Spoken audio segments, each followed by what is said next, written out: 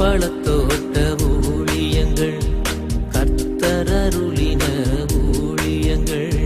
திராட்சை பழத்தோட்ட ஊழியங்கள், கர்த்தரருளின ஊழியங்கள். அவரில் இழைத்திருந்து கனி கொடுப்போம், கர்த்தர் வாய்க்க செய்வார். அவரில் இழைத்திருந்து கனி கொடுப்போம், கர்த்தர் வாய்க்க செய்வார். துதி உமக்கே, துதி உமக்கே, துதி உமக்கே என்றுமே என்றும். துதி உமக்கே, துதி உமக்கே, துதி உமக்கே என்றுமே என்றும். துதி உமக்கே என்றுமே என்றும். துதி உமக்கே என்றுமே. சிறியவனை பொழுதிலிருந்தும் எளியவனை குப்பையிலிருந்தும் எடுத்து உயர்த்தி ராஜாக்களையும் பிரபுக்களையும் பதியிருக்க செய்கிற அருமையான ஆண்டவர் இயேசு கிறிஸ்துவின் இனிதான நாமத்தினாலே இந்த சத்தத்தை கேட்கிற அனைத்து தேவனுடைய பிள்ளைகளுக்கும் என்னுடைய அன்பான வாழ்த்துதல்கள். ஆண்டவர் உங்களையும் உங்கள் பிள்ளைகளையும் கோடா கோடியை பெருக பண்ணுவாராக. ஆமேன். ரீத்துக்குரியவர்களே, இந்த நாளிலும் கூட நான் உங்களை சந்திப்பது அதிக எனக்கு சந்தோஷம், அதிக மகிழ்ச்சி. இந்த பூமியிலே நாம் வாழுகிற காலங்களிலே எத்தனை பேருக்கு நாம் ஆசீர்வாதமாக இருக்க முடியுமோ அத்தனை பேருக்கு நாம் ஆசீர்வாதமாக இருக்க வேண்டும். எத்தனை பேருக்கு உதவி செய்ய வேண்டுமோ அத்தனை பேருக்கு நாம் உதவி செய்ய வேண்டும். ஒருவரும் நம்மாலே மனக்களேசப்பட்டு விடக்கூடாது, நம்மாலே மன வருத்தப்பட்டு விடக்கூடாது. எல்லோரும் நம்மை குறித்து சந்தோஷமாகவே இருக்க வேண்டும். எல்லாரும் நம்மை குறித்து பெருமைப்பட வேண்டும். இப்படிப்பட்ட ஒரு ஃப்ரெண்டு எனக்கு இருக்கானே, இப்படிப்பட்ட ஒருத்தர் எனக்கு தெரியுமே அப்படின்னு சொல்லி அந்த அளவுக்கு பிறருடைய காயங்களுக்கு மருந்தாக நாம் இருக்க வேண்டும். பிரியத்துக்குரியவர்களே, ஊழியம் செய்கிறது மாத்திரமல்ல, பலதரப்பட்ட மக்களுக்கு உதவி செய்ய வேண்டும் என்கிற எண்ணமும் நமக்கு இருக்கிறது. எனவே தான் நாசரேத் தேவனுடைய மாளிகைக்குள்ளாக நாம் அடைக்கலான் குருவி எனப்பட்ட இந்த முதியோர் இல்லத்தை நாம் ஆரம்பித்திருக்கிறோம். அங்கே தங்குவதற்கு ஏராளமான இடங்கள் இருக்கின்றன. எல்லா வசதிகளும் செய்யப்பட்டிருக்கிறது. காற்றோட்டமாக ஜிலு ஜிலு என்று அந்த இடம் இருக்குது. அதுவும் இந்த மாதத்தெல்லாம் கேட்கவே வேண்டாம். 2-3 மாதம் நல்ல காற்றாக இருக்கும். பிரித்துக்குரியவர்களே, நல்ல வரம் பெற்ற ஊழியக்காரர்கள், கணம் பொருந்திய குருவானவர்கள் தினந்தோறும் வந்து ஜெபத்தை நடத்துகிறாங்க. அது அநேகருக்கு அது ஆசீர்வாதமாக இருக்கிறது. ஒருவேளை வயதான காலத்தில் நீங்கள் இருந்து நம்முடைய நிகழ்ச்சிகளை தினந்தோறும் பார்ப்பீர்கள் என்றால் தாராளமானபடிக்கு நீங்கள் வந்து இங்கே வந்து சேர்ந்து கொள்ளலாம். மிக குறைந்த கட்டணத்தில் எல்லா வசதிகளும் உங்களுக்கு செய்து கொடுக்கப்படும். அது மாத்திரமல்ல, எங்கேயே தங்கியிருந்து பணிபுரிவதற்கு நமக்கு நேர்சஸ், நல்ல சமையல் தெரிஞ்சவங்க, ஊழியம் செய்கிறவங்க, நல்ல ஜெபம் நட தெரிஞ்சவங்க நமக்கு தேவைப்படுறாங்கங்கிற செய்தியை அறிவிக்கும்படியாக நான் விரும்புகிறேன். ரீத்துக்குரியவர்கள், இந்த சனிக்கிழமை நாகர்கோவில் WCC காலேஜுக்கு அடுத்தாப்பில் விஜயதா மண்டபத்துக்கு மேற்பகுதியில் இருக்கிற அந்த OMC ஹாலில் வைத்து நம்முடைய விடுதலால் கூட்டங்கள் நடைபெறும். இறுதியில் தனித்தனியாய் நான் உங்களுக்காக ஜெபிப்பேன். நல்ல விருந்து உங்களுக்காக வழங்கப்படும். கண்டிப்பாக நீங்கள் வாருங்கள், வந்து இயேசு கிறிஸ்து தரும் விடுதலையை பெற்றுச் செல்லுங்கள். இதனாலே நம்முடைய பிரயோஜனத்திற்காக யோசுவா 2ஆம் அதிகாரம் 12ஆம் வசனத்திலிருந்து நான் வாசிக்க விரும்புகிறேன்.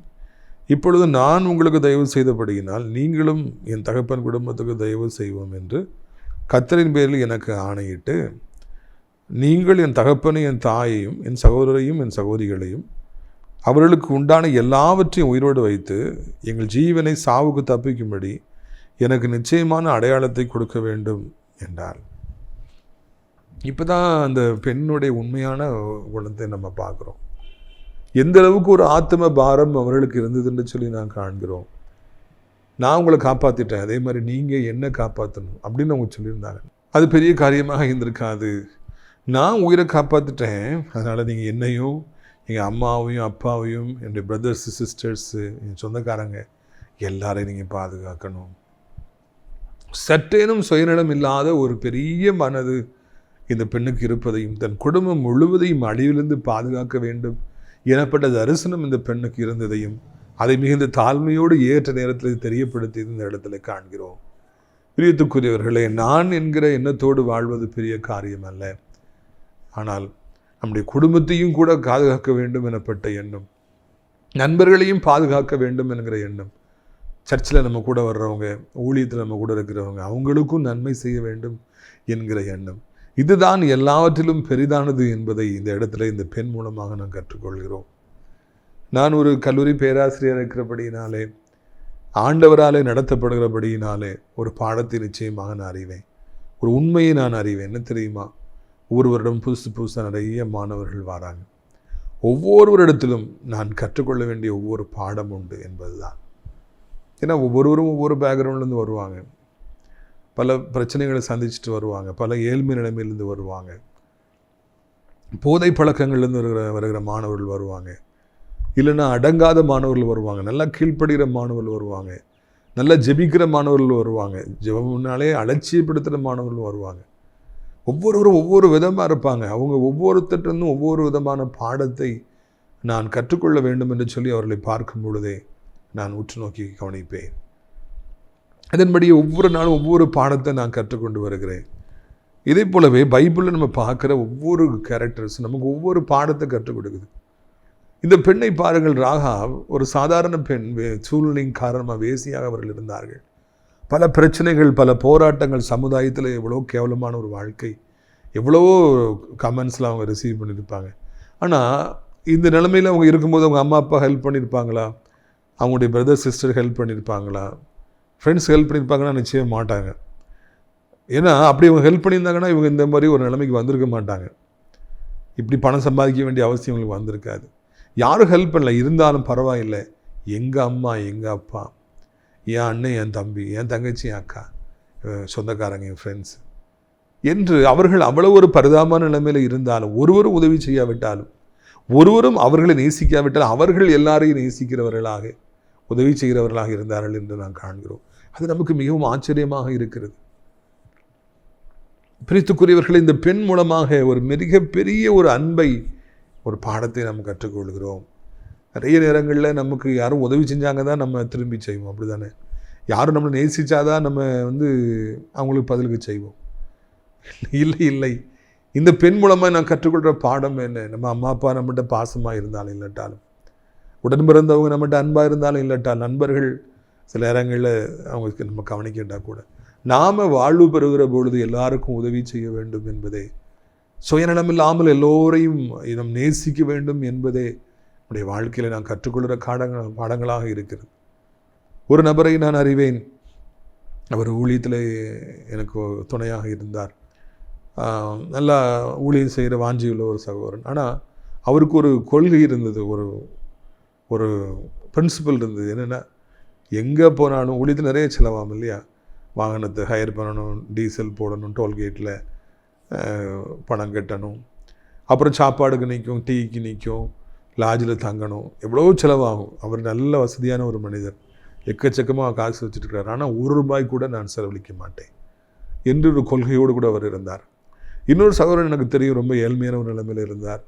ஆனால் அவர்கிட்ட இருக்கிற பணத்தையெல்லாம் ஊழியத்துக்கு செலவழிக்கணும்னு சொல்லி நினைப்பார். எல்லாம் தான் கொடுத்துடணும், தான் செலவழித்து எல்லாத்தையும் நடத்தணும்னு சொல்லி நினைப்பார். 2 பேரும் ஊழியத்தின் பாதையில் நான் சந்தித்தவர்கள் தான். ஒருவர் கொடுக்கவே கூடாதுங்கிறதுல உறுதியாக இருந்தார், இன்னொருத்தர் இருக்கிறதெல்லாம் எடுத்து கொடுக்கணும் என்று சொல்லி இருந்தார். இதுக்குரியவர்களே, நாம் இந்த பூமியில் வாழ்கிற பொழுது பலதரப்பட்ட மக்களை சந்தித்தாலும் கூட கர்த்தருடைய அன்பு நமக்குள்ளே இருக்கிறபடினாலே, சிலுவையின் அன்பு இருக்கிறபடினாலே, என்னுடைய குடும்பத்துக்காக நாம் உயிரையும் கொடுக்கிறவர்களாக இருக்க வேண்டும். நம் நண்பர்களுக்காக உயிரையும் கொடுக்கிறவர்களாக இருக்க வேண்டும். நாம் எப்பொழுதும் பிறரை நேசிக்கிறவர்களாக இருக்கணும். சுயநலம் என்பது இருக்கவே கூடாது. எனக்கு மாத்திரம்தான், நான் தான், எண்ணங்களுக்கு இடமே இல்லை. சுயம் சாம்பலாக வேண்டும். இதுதான் கிறிஸ்தவம் என்பதை நாம் மறந்து போகவே கூடாது. பிரியத்துக்குரியவர்களே, எப்பொழுதும் இந்த பூமியில் வாழுகிற காலங்களில் எப்பொழுதும் நாம் ஆண்டவரையே நாம் பற்றி கொள்வோம். சுயநலத்தை தூக்கி போட்டுட்டு நம்ம நாங்கிற ஒரு வட்டத்தை விட்டு வெளியே என் குடும்பம், என்னுடைய குடும்பத்தில் இருக்கிறவர்கள், பலகீனமானவர்கள், நண்பர்கள், சொந்தக்காரர்கள் எல்லாருக்கும் நான் உதவி செய்வேன், எல்லாரையும் நேசிப்பேன், எல்லாருக்காக நான் ஜெபிப்பேன், எல்லாரையும் நான் தாங்குவேன், எல்லாருக்கும் நான் ஆபத்து நேரத்தில் துணை இருப்பேன்கிற நல்ல எண்ணங்களை நான் வளர்த்து கொள்ள வேண்டும். யாராலும் நேசிக்கப்படாவிட்டாலும் கூட, ஒருவரும் இல்லையாட்டாலும் கூட, ராகாப் எல்லாத்தையும் நேசித்தார் என்று சொல்லி நாம் பார்க்கிறோம். நாம் பரவசப்படுகிறோம். நாம் இதன் மூலமாக ஒரு பெரிய பாடத்தையும் கூட நாம் கற்றுக்கொள்கிறோம். எனவே இந்த நாளிலே இதன்படியே எல்லாரும் நேசிக்க கர்த்தர் நம்மை அழைக்கிறார். பாருங்கள், அங்கே அந்த மனிதர்கள் என்ன சொன்னால் பாருங்கள், யோசுவா 2ஆம் அதிகாரம் 14ஆம் வசனத்தின் முதல் பகுதி. அப்பொழுது அந்த மனுஷர் அவளை நோக்கி, எங்கள் ஜீவனே உங்கள் ஜீவனுக்கு ஈடு.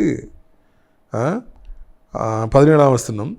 அப்பொழுது அந்த மனுஷர் அவளை நோக்கி, இதோ நாங்கள் தேசத்துக்குள் பிரவேசிக்கும் பொழுது நீ இந்த சிவப்பு நூல் கயிற்றை எங்களை இறக்கிவிட்ட ஜன்னலில் கெட்டி உன் தகப்பனையும் உன் தாயையும் உன் சகோதரிகளையும் சகோதரரையும் உன் தகப்பன் குடும்பத்தார் அனைவரையும் உன் வீட்டில் சேர்த்துக்கொள் சொல்லி சொல்கிறாங்க.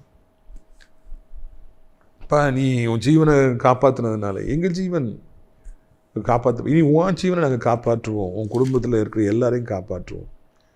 நாங்கள் படையெடுத்து வருகிற பொழுது, உள்ளே வருகிற பொழுது, இந்த எரிகோ அழிக்கப்படுகிற பொழுது இந்த வீட்டில் நீ எல்லாரையும் கூட்டு உள்ளே வச்சுக்க, வெளியே விட்டுறது, எல்லாரும் உள்ளே இருக்கட்டும். எல்லாவற்றுக்கும் மேலே சிகப்பு நூலை ஜன்னலில் கட்டி தொங்க விடுன்னு சொல்லி ஒரு அடையாளத்தை கொடுத்தார் என்று நாங்கள் காண்கின்றோம். இந்த சிகப்பு நூல் தொங்கப்படுகிற பொழுது நான் எல்லார்ட்டையும் சொல்லிடுவோம், வந்த உடனே இது ராகாபுடைய வீட்டை கைப்படக்கூடாது, இங்கே யாரையும் அழிச்சிடக்கூடாது, அவங்க எல்லாம் நமக்கு உதவி பண்ணவங்கன்னு சொல்லி எல்லாரையும் நீங்கள் விட்டு விடுவோம். சிகப்பு நூலை தொங்க விடு, அதுதான் அடையாளம், எல்லாருக்கும் அடையாளம். இந்த அடையாளம் இல்லைன்னா, சிகப்பு நூல் தொங்கலைன்னா நாங்கள் ஒன்றுமே செய்ய முடியாது, உன்னை காப்பாற்ற முடியாது. உன் தகப்பன் வீட்டார் இந்த வீட்டை விட்டு வெளியே நின்னாங்கனாலும் காப்பாற்ற முடியாது.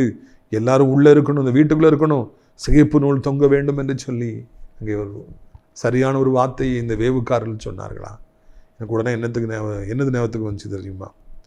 இஸ்ரவேல் ஜனங்கள் எகிப்திலே 430 வருடங்களாய் பல பாடுகளை சந்தித்தார்கள். அவர்கள் கொடூரமாய் நடத்தப்பட்டார்கள். இறுதியிலே ஆண்டவர் அவர்களை காப்பாற்றுகின்றார். தேவனுடைய தாசனாகிய மோசே வருகிறார், 10 வாதைகளை அனுப்புகிறார். இறுதி வாதை ரொம்ப கொடூரமான ஒரு வாதை. தலைப்பிள்ளைகள் சங்காரம் என்பது பயங்கரமான ஒரு சங்காரம்.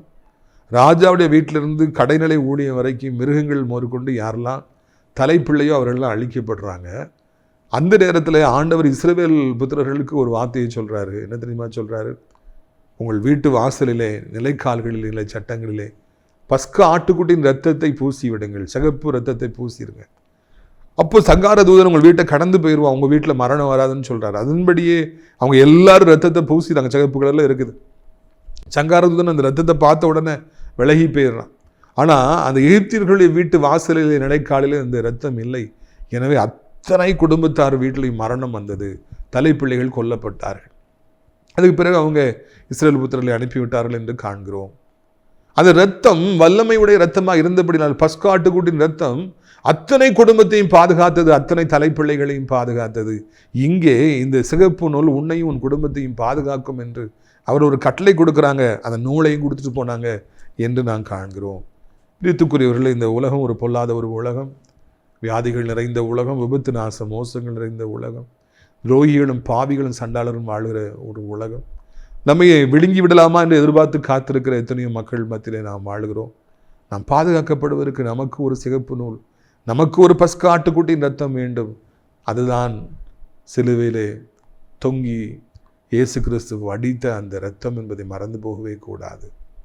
இந்த உலகத்திலே ஒரு சரியான ஒரு பாதுகாவல், சரியான ஒரு வேக்சின், சரியான ஒரு தடுப்பூசி என்னவென்றால் அது இயேசு கிறிஸ்துவின் ரத்தம். நீ மறந்து போயிடாதீங்க. வாழ்வில் இயேசு கிறிஸ்துவின் ரத்தத்தினால நம்ம கவர் பண்ணி கொள்ளும் பொழுது, குடும்பத்தை கவர் பண்ணி கொள்ளும் பொழுது, பிள்ளைகளை கவர் பண்ணி கொள்ளும் பொழுது, நம்முடைய உடைமைகளை, ஆடு மாடுகளை கவர் பண்ணி கொள்ளும் பொழுது, எந்த ஒரு பொல்லாத கிரியையும் நம்முடைய எல்லைக்குள்ளே வரவே முடியாது, தொடவே முடியாது. ஆண்டவருடைய வல்லமையான கரம், அந்த சிகப்பு, அந்த ரத்தம், இயேசு கிறிஸ்துவின் ரத்தம் நம்ம எல்லா தீங்கிற்கும் நம்மை விலக்கி பாதுகாப்பதற்கு வல்லமை படைத்தது என்பதை நான் மகிழ்ச்சியோடு கூட அறிவிக்கும்படியாக விரும்புகிறேன். அன்றைக்கி ஒரு பிரதர் ஊழியத்தில் வந்திருந்தாங்க. அப்போ அவங்களுக்கு இரவு நேரத்தில் ரொம்ப பயங்கரம், ஆவிகள் வருகின்றன, என்னை நெஞ்சை பிடிச்சி அமுக்கு, என்னை தொண்டையை நெரிக்குது, ரொம்ப பயமாக இருக்குது பிரதர், என்ன செய்யணும்னு சொல்லி தெரியல, நைட் ஆனாலே எனக்கு ரொம்ப பயமாக இருக்குது. இரவில் எல்லாரும் தூங்கிறாங்க, நானும் எப்பொழுது இரவு வருகிறது, ஏன் வருகிறது, ஐயோ என்று கதறுகிறேன், என் நெஞ்சை பிடிச்சி பிசாசு டெய்லி அமுக்குது, எனக்கு என்ன பண்ணே தெரியலன்னு சொல்லி சொன்னாங்க. நான் சொன்னேன், அடுத்த முறை உங்களை அப்படி பிசாசு நெருக்க வரும்பொழுது இயேசுவின் ரத்தம் செய்யின்னு சொல்லுங்க பிரதர் அப்படின்னு. பிறகு கொஞ்ச நாள் கழிச்சு அவங்களை சந்திக்கும் போது இப்போ எப்படி இருக்குன்னு சொல்லி கேட்டேன். நீங்கள் சொன்னதை நான் ஃபாலோ பண்ணேன் பிரதர். இந்த ஒரு மாதிரி பயங்கரமாக வந்த உடனே இயேசுவின் ரத்தம் செய்யும், இயேசுவின் ரத்தம் செய்ய நான் கதற ஆரம்பித்தேன். இப்பொழுது எந்த ஆவியும் என்னிடத்தில் வருவதில்லை, நான் நிம்மதியாய் உறங்குறேன் என்று சொல்லி அவர் சொன்னார். அல்லேலூயா. பார்த்தீங்களா, அந்த பொல்லாத ஆவியிட்ட போயிட்டு இயேசுவின் ரத்தம் ஜெயம், இயேசுவின் ரத்தம் சொன்ன உடனே அவங்க நடுங்குகின்றன. இந்த உலகத்துல எந்த ஒரு பொல்லாத ஆவியா இருக்கட்டும், இயேசுவின் ரத்தம் பூசப்பட்டு நான் பக்கத்துல வர முடியாது. நீங்கள் இயேசுவின் ரத்தத்தினாலே கழுவப்பட்டவர்கள் என்றால் உங்கள் சரீரத்தில் வியாதிகளை கொண்டு வர முடியாது, உங்கள் பிள்ளைகளை தொட முடியாது, உங்கள் பிசினஸை தொட முடியாது, உங்கள் பக்கத்தில் வர முடியாது. இயேசு கிறிஸ்துவின் ரத்தம் வல்லமை நிறைந்தது. அன்றைக்கு இந்த பெண் வீட்டாருக்கு பாதுகாப்பு கொடுப்பதற்காக சிவப்பு நூல் தொங்கப்பட்டது. இன்றைக்கு இயேசு சிலுவையில் உங்களுக்கு விடுதலை கொடுக்கணுங்கிறதுக்காக, உங்களுக்கு சுகத்தை கொடுக்க வேண்டும் என்பதற்காக சிலுவையில் அவர் தொங்குகிறார். நம்ம கிறிஸ்தவத்தின் சகல ஆசீர்வாதங்கள் சிலுவையிலே இருக்கிறது என்பதை மறந்து போகவே கூடாது. சிலுவை என்பது சாதாரணமான ஒரு காரியம் அல்ல. அந்த காலங்களில் ஏசப்பாவை சிலுவையில் அடித்தாங்க பார்த்தீங்களா? மிக கொடூரமான கொலையாளிகளுக்கு கொடூரமான வகையில் மரணத்தை கொடுப்பதற்காய் கொண்டு வரப்பட்டது தான் அந்த சிலுவையில் அடிப்பது. 6 மணி நேரத்துக்கு ஆகும், அப்படியே அசையாமல் தொங்கணும். கையில் காலில் ஆணி, 3 ஆணிகள், அந்த பாடி வெயிட் அதிலேயே போட்டு தொங்கணும். ரொம்ப கொடூரமானபடி ஒரு மரணம் வரும். ரத்தம் வடிஞ்சிக்கிட்டே இருக்கும். தலையில் ஆணி முள்முடியை வச்சு அடிச்சிருக்காங்க, அங்கே ரத்தமாக ஓடுது. கொடூரமான முறையில் இயேசு மரணத்தை சந்தித்தார். இரத்தத்தை எல்லாம் சிந்தினார் அந்த பரிசுத்தமான ஆண்டவர், குற்றமற்ற தேவ ஆட்டுக்குட்டியாகி ஆண்டவர் இயேசு கிறிஸ்து எனக்காக உங்களுக்கு ரத்தம் சிந்தி மறைத்தார். இதை நாம் உணரும் பொழுது, ஆண்டவரே உம் ரத்தத்தினால என்னை நீ மீட்டுக் கொண்டீர் என்று சொல்லி நாம் அறிக்கையிடுகிற பொழுது, அந்த இரத்தத்துக்கு உரிமை உள்ளவர்களாய் நாம் மாறுகிற பொழுது, நம்முடைய வாழ்வில் நாம் பயப்படுவதற்கு எதுவுமே இல்லை என்பதை நாளிலே ஆண்டவர் நமக்கு தெரியப்படுத்துகிறார். பிள்ளைகளுக்கு சொல்லி வளருங்க. உனக்கு பயமாக இருக்கும்போது நான் இயேசுவின் ரத்தம் ஜெயின்னு சொல்லுப்பா, சொல்லியான்னு சொல்லி சொல்லுமான்னு சொல்லி வளர்ப்போம். என்றால் அவர்களும் கூட பிழைத்து கொள்வார்கள், அவர்களும் கூட இந்த பூமியிலே வாழ்ந்திருப்பார்கள். யாருக்கும் பயப்பட வேண்டும் என்கிற அவசியமே நமக்கு இருக்காது. நம்முடைய வாழ்வில் எந்த ஒரு வியாதி நம்மை தொட முடியாது, எந்த ஒரு நாசமோசமும் தொட முடியாது, எந்த ஒரு பொல்லாத மனிதனும் நெருங்க முடியாது. காரணம், இயேசுவின் ரத்தம் நம்மை பாதுகாப்பதற்கு வல்லமை படைத்ததாக இருக்கிறது.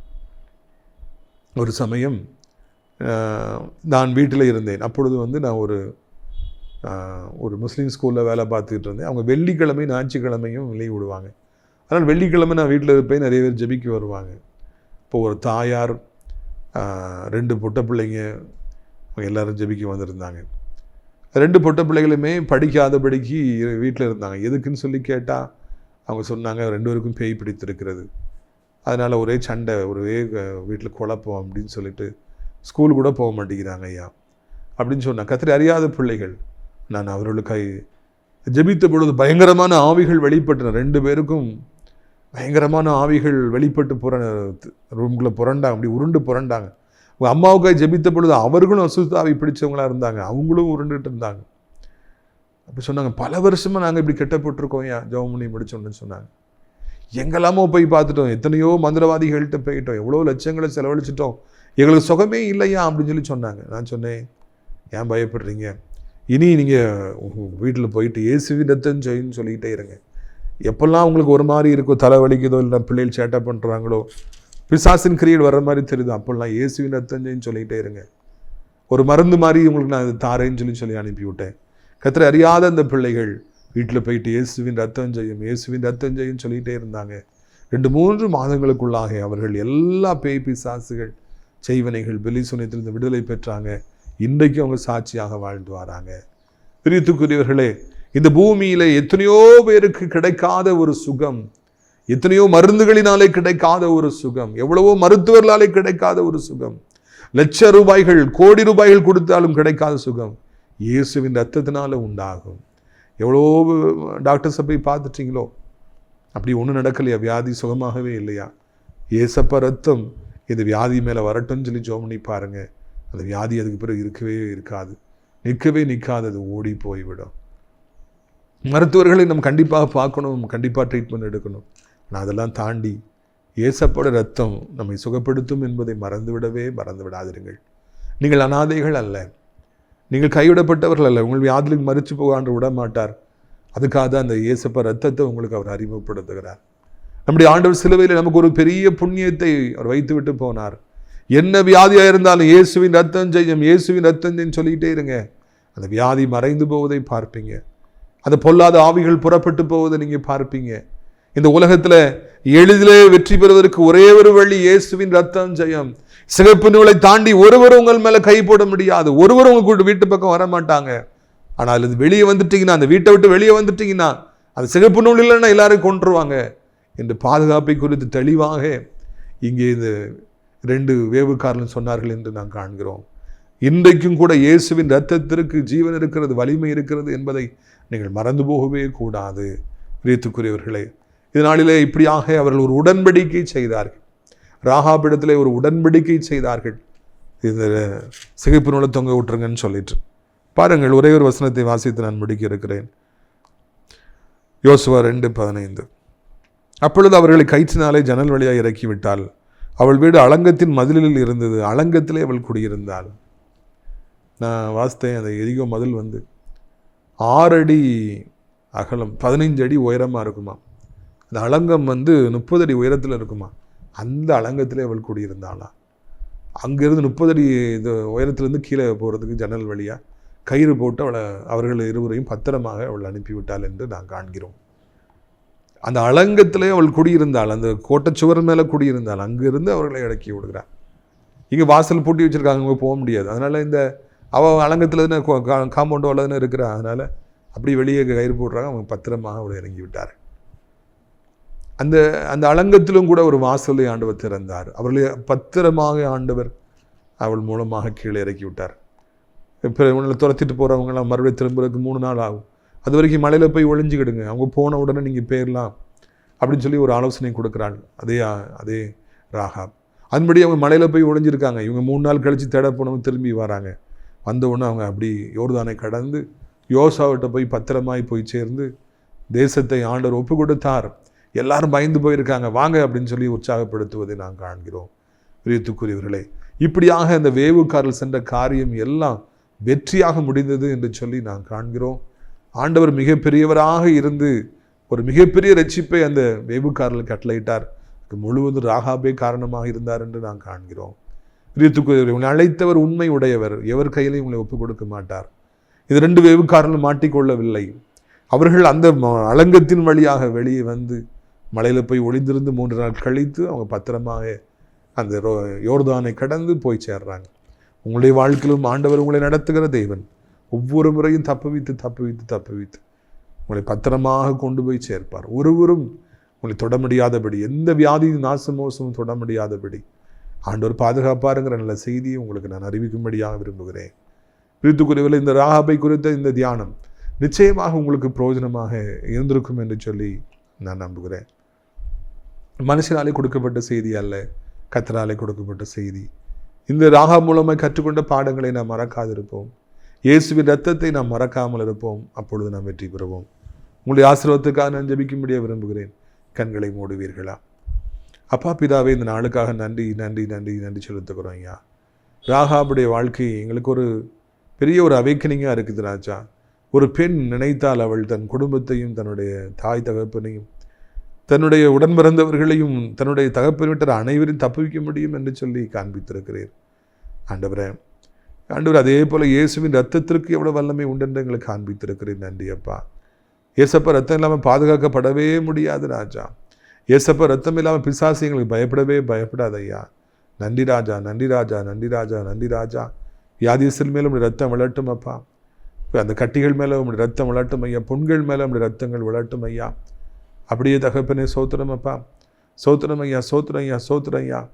எங்கள் தகப்பனே செயல்படாத அவயங்கள் மேலும் ரத்தம் அப்படியே படட்டும்ப்பா. இப்பொழுதே ஒரு அற்புத சுகம் கிடைக்கட்டும். கட்டிகள் புண்கள் மறையட்டும். செயல்படாத அவயங்கள் செயல்படட்டும். உடைய பிள்ளைகள் இப்பொழுதே படுக்கையிலிருந்து எழும்பட்டு நடக்கட்டும். வேலைக்கு போகட்டும், படிக்க போகட்டும். இழந்து போன பழைய பலனை பெற்றுக்கொள்ளட்டும். மரண கட்டுகள் தெரித்து போகட்டும். மரண கண்ணிகள் தெரித்து போகட்டும். பிசாசின் வல்லமைகள் உடைந்து போகட்டும். செய்வனைகள் உடைந்து போகட்டும். ஏவல்கள் உடைந்து போகட்டும். பில்லிசூனியங்கள் உடைந்து போகட்டும். அந்த ஆரத்தின் கிரியைகள் உடைய குடும்பத்தை விட்டு பிள்ளைகளை விட்டு விலகட்டும் அப்பா. ஏசப்பா, உடைய பிள்ளைகளுக்குள்ள உடைய வல்லமையை அனுப்புகிறோம் ராஜா. இயேசு கிறிஸ்துவின் நாமத்தினாலே என்ன வியாதி இருந்தாலும் இப்பொழுதே சுகம் கிடைப்பதாக. தூங்க முடியாது, நல்லா தூங்கட்டும். நாளிலிருந்து நல்லா தூங்கட்டும். சாப்பிட முடியாது, நல்லா சாப்பிடட்டும். நெஞ்சுக்குள்ளே எனக்கு இது செரிமானமே இல்லை, டைஜஸ்ட் ஆக மாட்டேங்குன்னு சொல்லுவோம். நல்லா டைஜஸ்ட் ஆகட்டும் அப்பா. ஆண்டவருடைய நாமத்தினாலே போதைக்கு அடிமையிலாக இருக்கிற பிள்ளைகளுக்காக ஜெபிக்கிறோம். மொபைல் ஃபோனுக்கு அடிமையிலாக இருக்கிற பிள்ளைகளும் ஜெபிக்கிறோம். பைக்கு கெட்ட நண்பர்கள், கெட்ட சகவாசம், வாலிபத்து பாவங்கள் மயங்கி இருக்கிறவங்க கெட்டு போய் விடாதபடி, அழிந்து போய் விடாதபடி கர்த்தர் காத்து கொள்ளுங்கப்பா. பைக்கு வேகமாய் ஓட்டி போய் முட்டி அப்பாவிகளை கொண்டு தானும் கொலையுண்ணப்பட இருக்கிற வாலிபர்களை ரட்சியும் கர்த்தாவே. சாபங்களை சம்பாதித்து விடாதபடி காத்துக்கொள்ளுங்கப்பா. குடும்பங்களில் சமாதானம் இல்லை, பிள்ளைகளால் சமாதானம் இல்லை, வேற பிள்ளைகளால் சமாதானம் இல்லைன்னு சொல்கிற ஒவ்வொருவருக்கும் கர்த்தர் ஆண்டவரை உதவி செய்ய வேண்டும் என்று கெஞ்சுகிறோம். ஆசீர்வதிக்க வேண்டும் என்று கெஞ்சுகிறோம். சமாதானத்தை தர வேண்டும் என்று சொல்லி கெஞ்சுகிறோம். ஐயா, நீங்கள் அப்படியே செய்கிற நல்ல தெய்வமாக இருக்கிறீங்க. உமக்கு சோத்திரம், உமக்கு சோத்திரம், உமக்கு சோத்திரம், உமக்கு சோத்திரம். ஐயா, கிருபை ஒவ்வொருவரையும் தாங்கட்டும். ஆண்டவர் பண நெருக்கடியில் இருக்கிற பிள்ளைகள், வருமானம் இல்லாமல் இருக்கிற பிள்ளைங்க, வேலைகள் இல்லாமல், பிஸ்னஸ் இல்லாமல் இருக்கிறவங்க, இன்கமே இல்லாமல் இருக்கிறவங்க, ஆண்டவர் எல்லாத்தையும் இழந்து போனாங்க. வேலையை இழந்து போயிட்டாங்க, பிஸ்னஸ் இழந்துட்டாங்க, வருமானத்தை இழந்துட்டாங்க. என்ன பண்ணுவாங்க? எப்படி இந்த பூமியில் வாழ்வாங்க? பணமும் எல்லாருக்கும் தேவையில்லவா ராஜா? ஒவ்வொருவருக்கும் கர்த்தர் உதவி செய்யுங்க. ஒவ்வொருவருக்கும் ஒரு வாசலை திறந்து தாருங்க. நிரந்தரமான வருமானங்களை உருவாக்கி தாருங்க. வட்டி கடன்கள்லேருந்து விடுவீங்க. உன் கையின் பிரயாசத்தை நீ சாப்பிடுவா என்று சொன்ன வார்த்தை அவருடைய வாழ்க்கையில் நிறைவேறட்டும் என்று கெஞ்சுகிறோம். ஏசப்பா, நீண்ட காலமாய் திருமணத்துக்கை குழந்தைக்கை காத்திருக்கிறது ஒரு அற்புதத்தை செய்யும். வீடு விற்கணுமே, நிலம் விற்கணுமே, ததனை வாழ முடியும்னு சொல்கிறவங்களுக்கு நீங்கள் உதவி செய்யுங்க. வயதானவர்களை விழுந்து விடாதபடி 2 கைகளால் ஏந்தி கொள்ளுங்க. உலகம் முழுவதும் இருக்கிற அத்தனை நாடுகளையும் மக்களையும் ஆசீர்வதியும் சமாதானத்தை சந்தோஷத்தை தார். தாய் திருநாடா இந்தியாவிற்காய், தமிழ்நாட்டுக்காய் ஜெபிக்கிறோம். அநேக மதத்தவர்கள் உண்டு. ஒவ்வொருவரையும் ஆசீர்வதிங்கப்பா. எல்லா விசுவாச பிள்ளைகள், ஊழியக்காரர்கள், ஆலயங்கள், திருச்சபைகள் எல்லாத்தையும் ஆசீர்வதிங்க. நான் ஆசிரியர் திராட்சைப்பழத்தோட்ட ஊழியர்களை நேசிக்கிற, நாள்தோறும் நம்முடைய நிகழ்ச்சிகளை பார்க்கிற, காணிக்கை நல ஜெபத்தில் தாங்குகிற பிள்ளைகள் ஒவ்வொருவரையும் ஆசீர்வதிங்க. அடைக்கலான்குறி முதியோரிடத்தில் தங்க அநேக முதியோர்கள் அழைத்துட்டு வாருங்க. வேலை பார்க்க நல்ல உள்ளம் படைத்தவர்களை அழைச்சிட்டு வாருங்க. மையப்படுங்க. இரட்சகர் இயேசுவின் மூலம் ஜெபிக்கிறோம் நல்ல பிதாவே, ஆமென். என் ஆத்துமாவை கர்த்தரை சோத்திரி, என் முழு உள்ளமையுடைய பரிசுத்த நாமத்தை சோத்திரி. என் ஆத்துமாவை கர்த்தரை சோத்திரி, அவர் செய்த சகல உபகாரங்களையும் ஒருபொழுதும் மறவாதே, ஆமென். கர்த்தராகிய இயேசு கிறிஸ்துவின் கிருபையும் பிதாவாகிய தேவனுடைய அன்பு பரிசுத்தாவுடைய அந்யோன்யைக்கியவனாத பிரசன்னம் உங்கள் அனைவருடன் இன்றைக்கு சதா காலங்களில் நிலைத்திருப்பதாம். அல்லேலூயா, அல்லேலூயா. God bless you. ஆமென். இம்மட்டும் என்னை நடத்தி வந்தீர், கோடி நன்றி ஐயா. இனிமேலும் என்னை நடத்திடுவீர், கோடி நன்றி ஐயா. இம்மட்டும் என்னை நடத்தி வந்தீர், கோடி நன்றி ஐயா. இனிமேலும் என்னை நடத்திடுவீர், கோடி நன்றி ஐயா. என் ஜீவனுள்ள நாட்களெல்லாம் இயேசுவே உம்மை ஆராதிப்பேன். என் ஜீவனுள்ள நாட்களெல்லாம் இயேசுவே உம்மை ஆராதிப்பேன். அனுதினம் என்னை ஆதரித்தீர், கோடி நன்றி ஐயா. அதிசயமாய் என்னை நடத்தி வந்தீர், கோடி நன்றி ஐயா. அனுதினம் என்னை ஆதரித்தீர், கோடி நன்றி ஐயா. அதிசயமாய் என்னை நடத்தி வந்தீர், கோடி நன்றி ஐயா. என் ஜீவனுள்ள நாட்களெல்லாம் இயேசுவே உம்மை ஆராதிப்பேன். என் ஜீவனுள்ள நாட்களெல்லாம் இயேசுவே உம்மை ஆராதிப்பேன். கண்மணி போல் என்னை காத்து கொண்டீர், கோடி நன்றி ஐயா. கழுகினை போல் என்னை சுமந்து கொண்டீர், கோடி நன்றி ஐயா. கண்மணி போல் என்னை காத்து கொண்டீர், கோடி நன்றி ஐயா. கழுகினை போல் என்னை சுமந்து கொண்டீர், கோடி நன்றி ஐயா. என் ஜீவனுள்ள நாட்களெல்லாம் இயேசுவே உம்மை ஆராதிப்பேன். என் ஜீவனுள்ள நாட்களெல்லாம் இயேசுவே உம்மை ஆராதிப்பேன். சீக்கிரம் வருவேன் என்றவரே, கோடி நன்றி ஐயா. சீயோனில் சேர்த்திட வருபவரே, கோடி நன்றி ஐயா. சீக்கிரம் வருவேன் என்றவரே, கோடி நன்றி ஐயா. சீயோனில் சேர்த்திட வருபவரே கோடி நன்றி ஐயா. என் ஜீவனுள்ள நாட்களெல்லாம் இயேசுவே உம்மை ஆராதிப்பேன். என் ஜீவனுள்ள நாட்களெல்லாம் இயேசுவே உம்மை ஆராதிப்பேன். என் ஜீவனுள்ள நாட்களெல்லாம் இயேசுவே உம்மை ஆராதிப்பேன்.